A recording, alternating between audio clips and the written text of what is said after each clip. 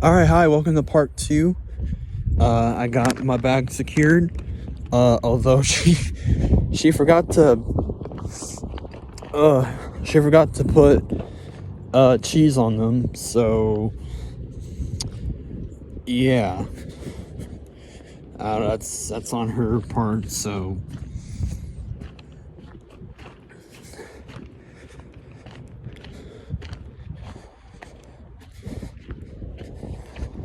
okay. So I looked it up and see what the catch rate of quick ball is and what chance it was for me to get Dialga in the situation, how I explained it in the last video, which, for a recap, I threw 2 quick balls at it, didn't even touch it, at full health, caught it, which freaked me the hell out, which I'm like, whoa. So I looked it up. Quick ball itself has, in Gen 4, it has a ×4 catch rate, so it's pretty much the same as an Ultra Ball.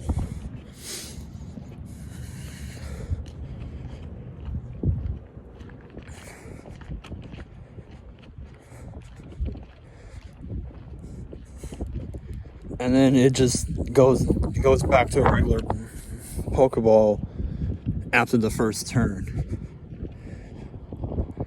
But in Gen 5 and onward, it's now a ×5 chance, or a ×5 for, a catch rate. So, with that information in mind, with me going up against Dialga and Diamond at level 47, full health, to throw 1 in order for it to successfully work full health, it was, and I looked it up, 16% of catching it, with it, succeeding, which is pretty low, but that's some decent odds.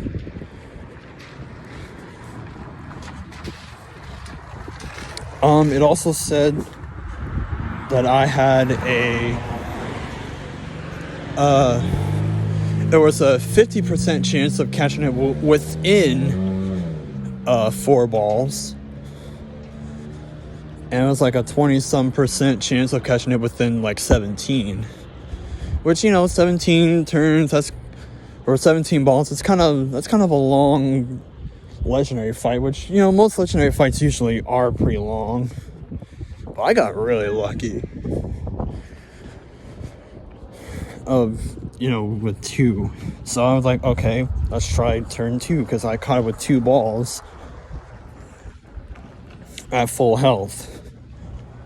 And it said it was a 4% chance of catching it in full health with a second quick ball. I was just ballsy. I was just trying it, because I knew if I wasn't going to catch it, I was just going to turn the game off and try it again when I was at Scouts and when I had like the spare time. But nope, I didn't have to. That's a 4% chance there, folks. And it said that I had a 3% chance of catching it within like 8 balls or something like that.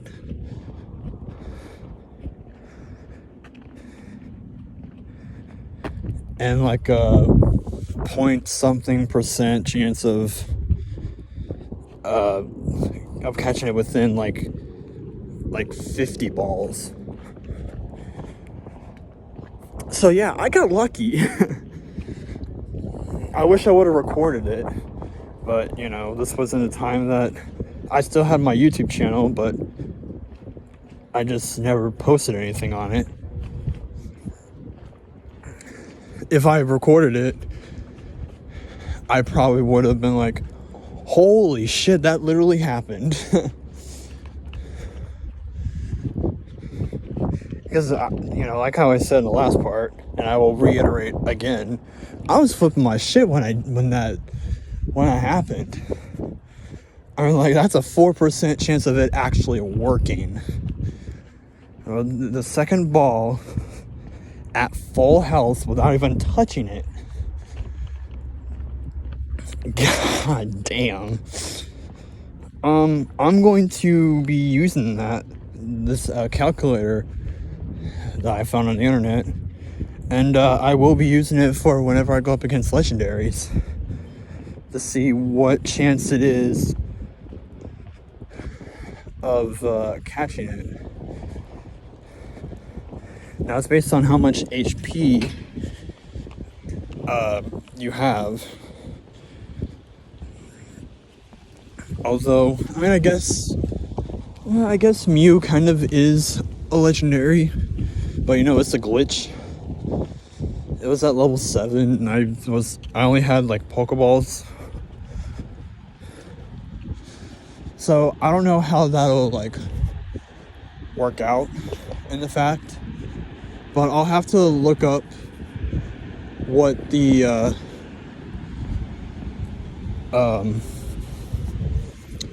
what is it I'm looking for?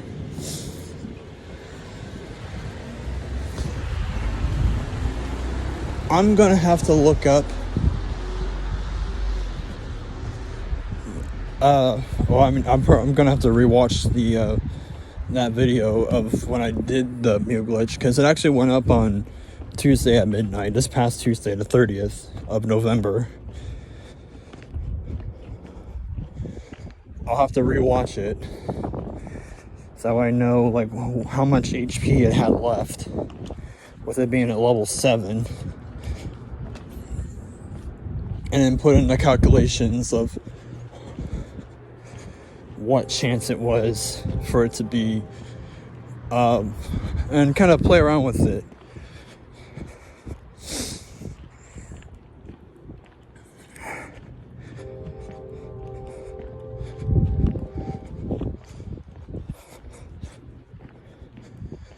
I'm cold and I have to pee. That's just perfect.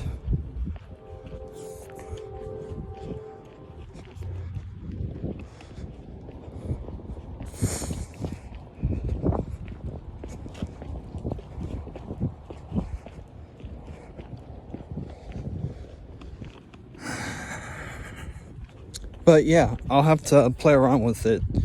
You're like, oh, okay, cool. So the chance of catching it full health for this, I'll mainly only use it for like legendaries and whenever I run into like a shiny.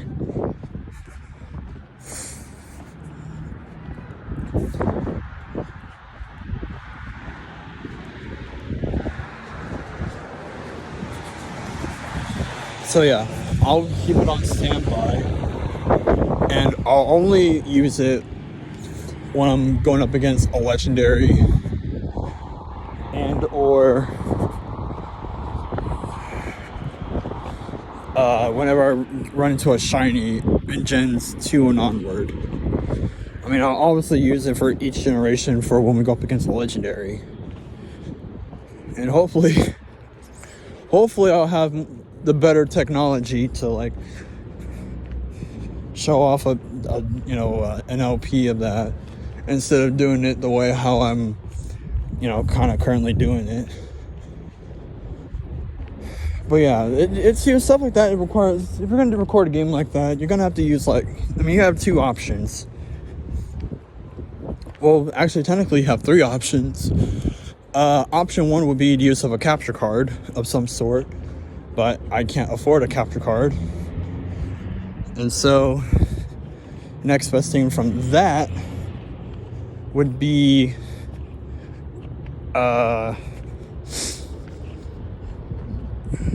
let's see here.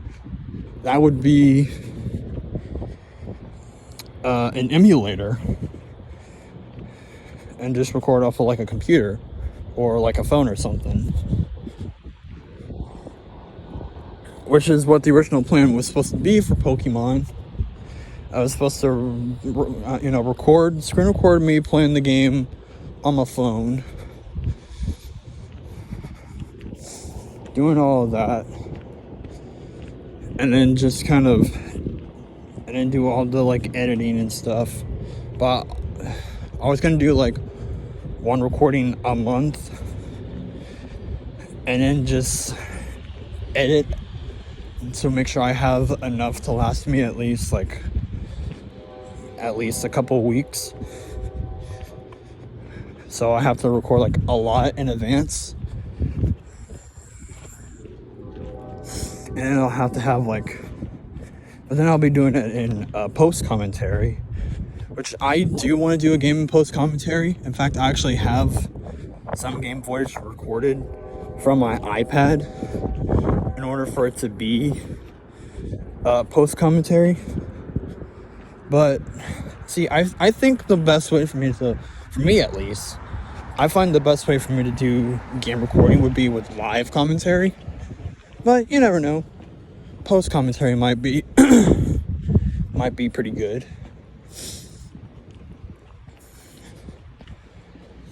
But I mean, I watch a lot of YouTube. I watch a lot of gaming channels that either is a mixture of both live and post commentary. And there's those game channels where it's either one or the other, like full time.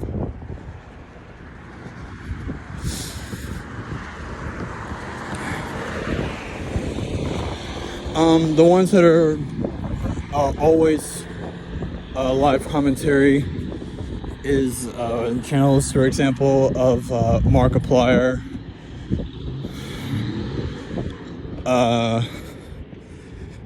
and the first gaming YouTuber, Chaka Conroy. In fact, his first LP that I ever watched was Pokemon Fire Red, which led me to get the game for myself,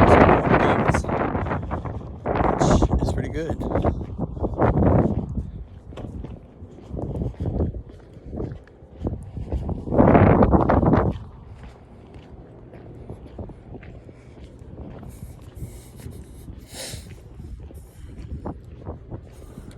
And then for those channels that are that could be either, that's a mixture of both post and live commentary. That's Super Gaming Brothers. My roommate James actually led me to the discovery of them. My first LP I ever watched of theirs was Gen 1. Because I remember watching some chick's LP of Gen 1. I don't remember what the name of the channel was, because, it was so long ago. But, yeah.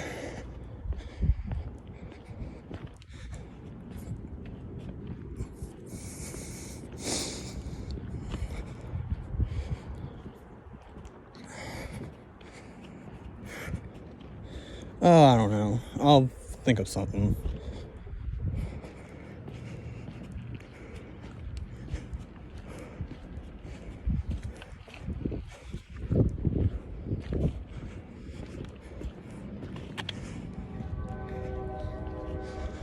I just think that you get a lot of interesting conversations and a lot of funny moments of it in live commentary. Which is why when I'm watching like a game video, I'm 9 times out of 10 watching it in live commentary. Although if there's like a group of people, then it's a lot better in post commentary.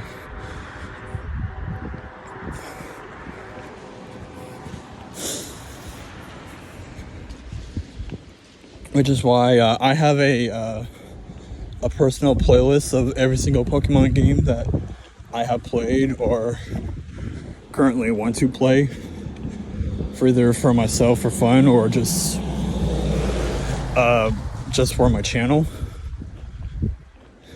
And well, for one, it's just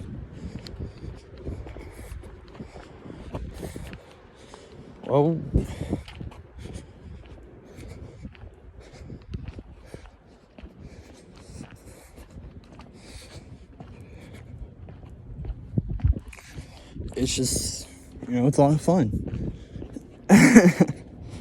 I have red on there, crystal, emerald, fire red, platinum, heart gold, and black and white on there.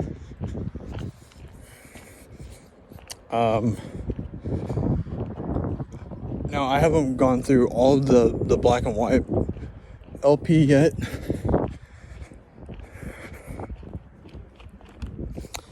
But yeah, just know that it's there. And once I finish watching all of that, next game would be X and Y. I'm only doing the main series games, and I'm including the remakes as well.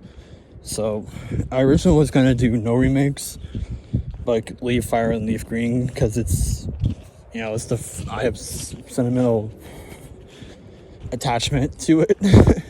Because it was a game I first played of Pokemon, and I played a lot of it as a kid, and it was my first Pokemon game. So, yeah.